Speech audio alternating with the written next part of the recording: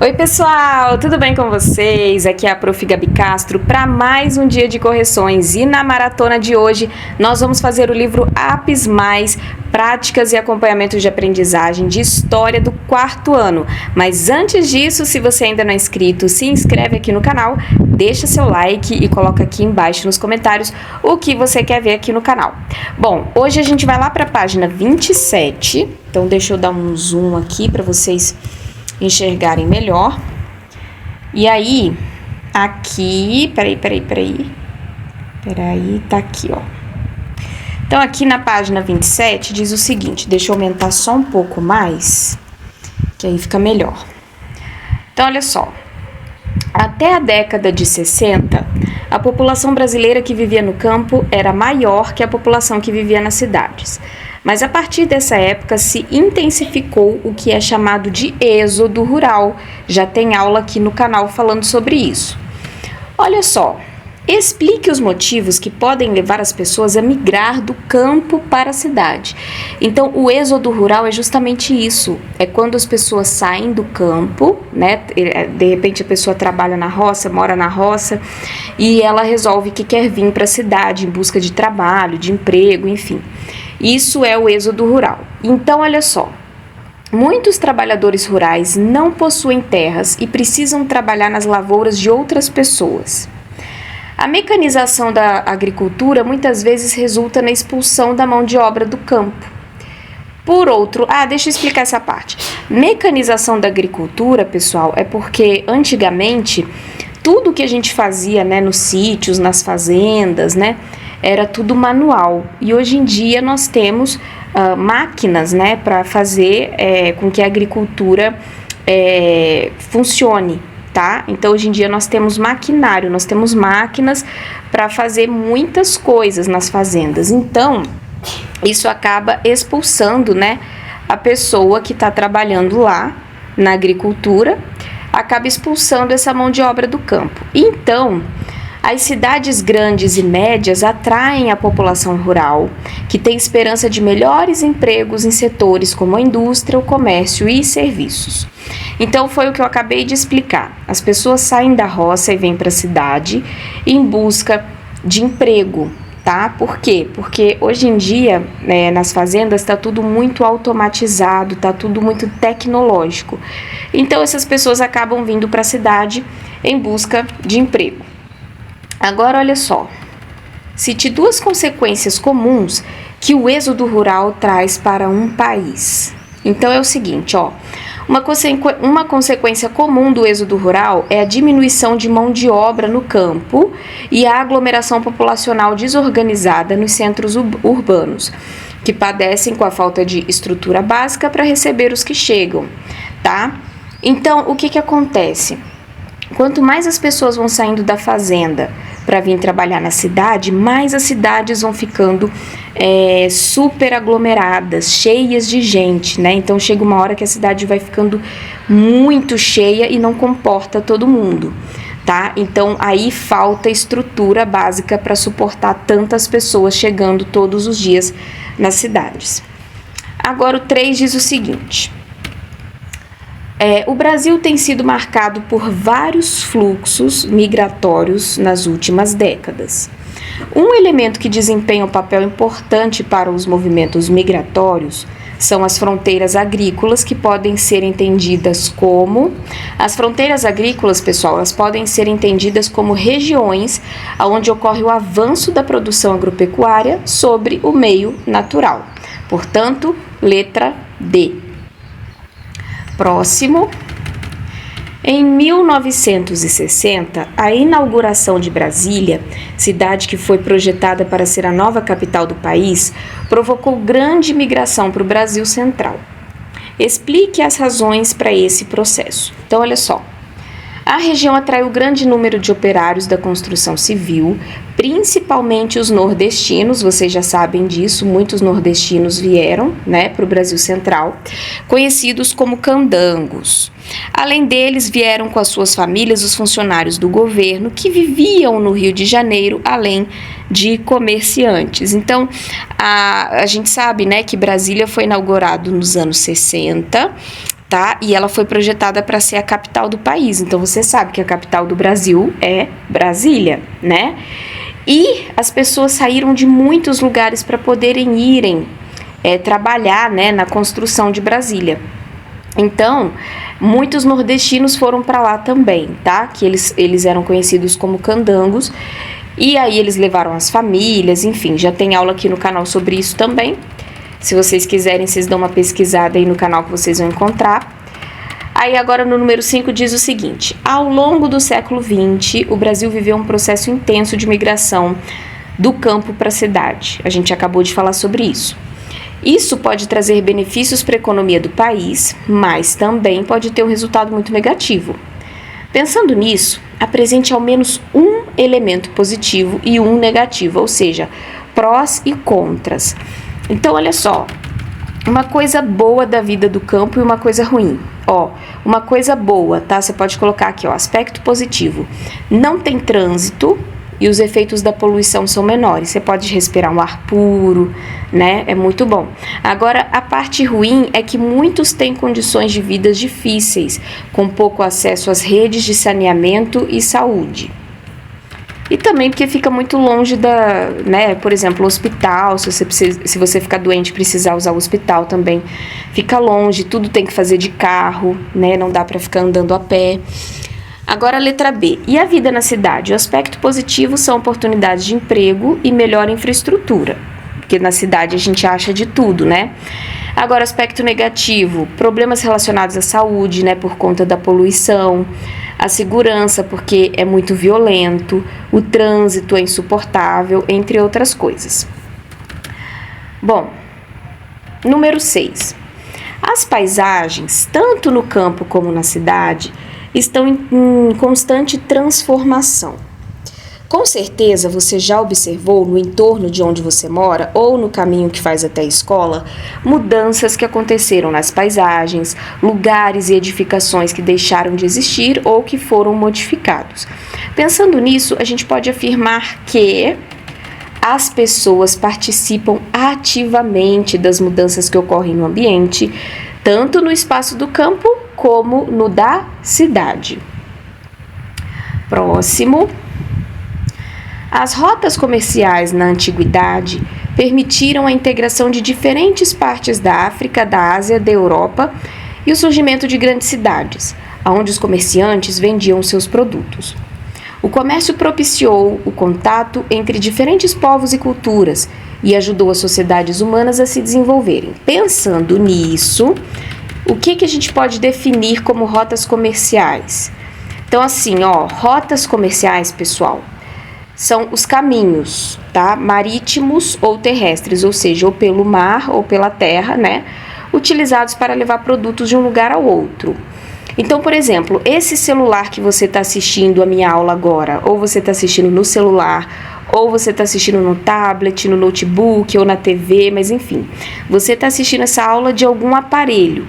E este aparelho, ele precisou ser levado até a loja, tá? Então, esses são os caminhos comerciais, tá? São as rotas comerciais. Então, eles levam os produtos, tá? De um lugar para o outro. Então, por exemplo, se você estiver assistindo de um celular, esse celular, ele saiu da fábrica e ele foi levado até a loja, né? Por exemplo, existem alguns produtos que vêm da China, vêm de outros países que a gente compra pela internet, né? Se você compra de um outro país, vem de um lugar muito longe, então ele vem de navio, né? Pelo mar, ok? Então é isso que quer dizer. Agora aqui no 8 a gente tem fotos, tá? São 2 fotos. E essas fotos mostram a Praça do Ferreira, que fica lá no Ceará. Então, olha só, a Praça do Ferreira aqui. Vocês estão vendo que é uma foto antiga. Isso foi em 1925 e aí agora essa aqui é a mais atual, tá? De 2014. Então, olha só. A cidade... Opa, peraí, deixa eu voltar aqui. Peraí que eu coisei aqui. Deixa eu descoisar. Então... Peraí. Vamos lá pra cima de novo. Peraí, rotas comerciais a gente já fala... Não, peraí, não é aqui não. Tô doida. É aqui, isso. Então, olha só. Deixa eu só centralizar um pouquinho mais para ficar melhor. Então, olha só, as cidades se modificam intensamente ao longo do tempo, vocês sabem disso, né? Então, pensando nisso, observe com atenção as duas imagens e aponte ao menos uma semelhança e uma diferença entre elas. Então, olha só, a gente tem a permanência de um espaço público de circulação de pessoas, mas nós temos mudanças nas construções, tá? E também em volta, né, as próprias pessoas que circulam no espaço também mudaram. Então, olha só, se vocês perceberem aqui, ó, aqui tem muitos prédios, né, tem uma fonte de água ali, e antigamente não tinha. Então, continua sendo uma praça, continua sendo um espaço público, mas se vocês observarem até a vestimenta, as roupas que as pessoas usavam eram diferentes, né? Mas, olha só, olha a diferença, gente, muito diferente, né? Porque agora tem prédios, então a praça mudou bastante. Então, é isso aí, mudanças nas construções e mudança no entorno, né, das próprias pessoas que circulam por ali. 9. Ao longo da história, foram utilizadas diversas rotas comerciais marítimas. Na antiguidade, havia importantes rotas comerciais no mar Mediterrâneo.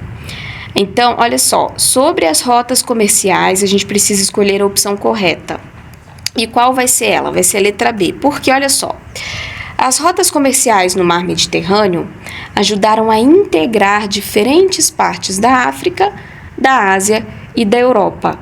Então, essas três partes aqui, elas se integraram, começaram a se comunicar mais por conta do mar Mediterrâneo.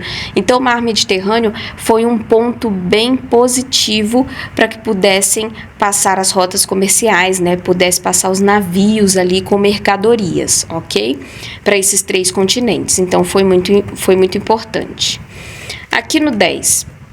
Cada país é administrado de acordo com o regime político que adota. O Brasil adota o regime democrático, ou seja, nós somos uma democracia. A democracia brasileira se divide em 3 poderes, a gente sabe, né? Os poderes executivo, legislativo e judiciário, tá? Então, indique quais são eles e descreva a função que cada um desempenha. Acabou que eu até já falei a resposta. Então, vamos lá. Os 3 poderes são... Você não precisa colocar isso aqui tudo do jeito que tá, não, tá? Você vai resumir a sua resposta. Então, você vai colocar o executivo, o legislativo e o judiciário. O poder executivo, ele administra o país, os estados, o município e é representado pelo presidente da república, pelos governadores e pelos prefeitos.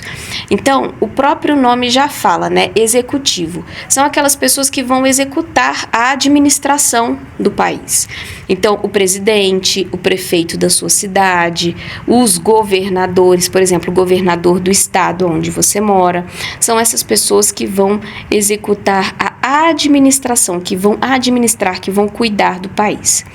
O poder judiciário, você já deve, só pelo nome, você já deve imaginar, né, que se trata o quê? Do juiz, né, que se trata de pessoas que vão solucionar os conflitos da sociedade. As tretas, né? Então, todo mundo brigando, por exemplo, um vizinho briga com outro, acontece alguma coisa. Então, o judiciário vai aplicar as leis, é representado pelos juízes, pelos promotores e pelos procuradores. E por último, nós temos o poder legislativo, que é quem vai legislar, ou seja, o que é legislar? Legislar são as pessoas que vão elaborar as leis, que vão criar as leis. Essas pessoas são quem? Os senadores, os deputados e os vereadores. Então, essas pessoas vão criar as leis. Próximo. Aqui nós temos uma investigação, tá? Então aqui, olha só, isso daqui vocês vão fazer com a sua prof presencial, tá bom? Por quê? Porque vocês vão precisar da supervisão do seu prof, tá? E daí vocês vão ter que ver quais são os problemas do bairro, os problemas que afetam a sua vida.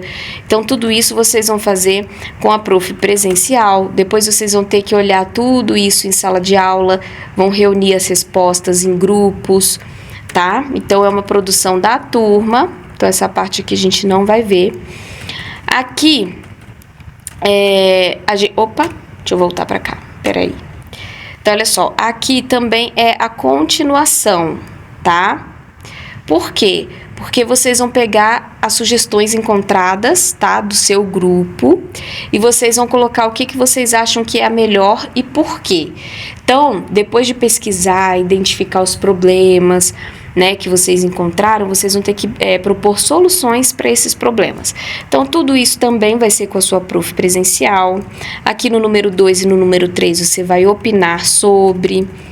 Aqui também vocês vão elaborar um texto, então vai ser discutido em grupo, então essa parte a gente não vai fazer. Número 5 também vai ser com a ajuda do seu professor.